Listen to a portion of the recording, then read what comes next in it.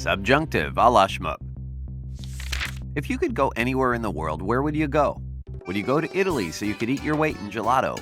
Would you go to England so you could moon over Prince Harry's gingery good looks? Or would you stay right in your seat in English class so you could learn about the subjunctive? Oh, you chose option 3. You make us feel so special. Yeah, sorry. In the English language, verbs can be used to communicate moods. There are commands of imperative mood, like when your mom says, go to your room.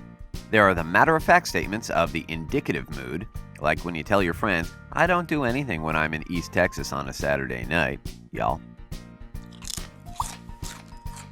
And then there's the much rarer subjunctive mood, which conveys something that you wish for, or hope for, or imagine.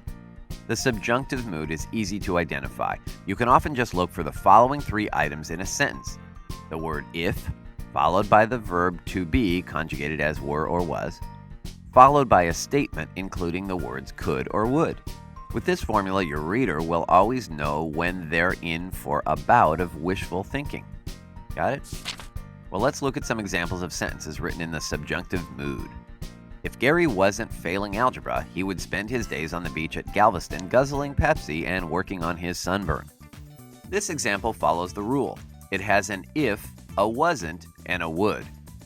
If the girls were able, they would travel to Russia to get a glimpse of that dreamy shirtless Putin. Once again, we've got an example that follows the formula.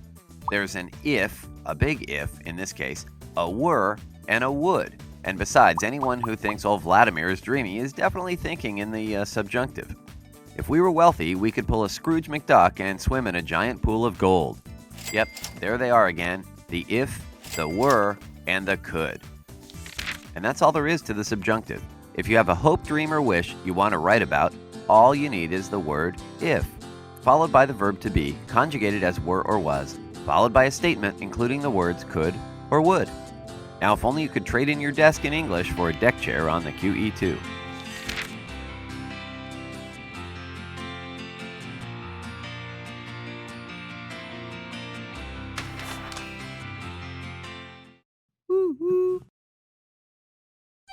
Subscribe to check out more equally fantabulous videos. You should see the subscribe button just below this one. If you're having trouble locating it, we recommend you watch our video, How to Find the Subscribe Button.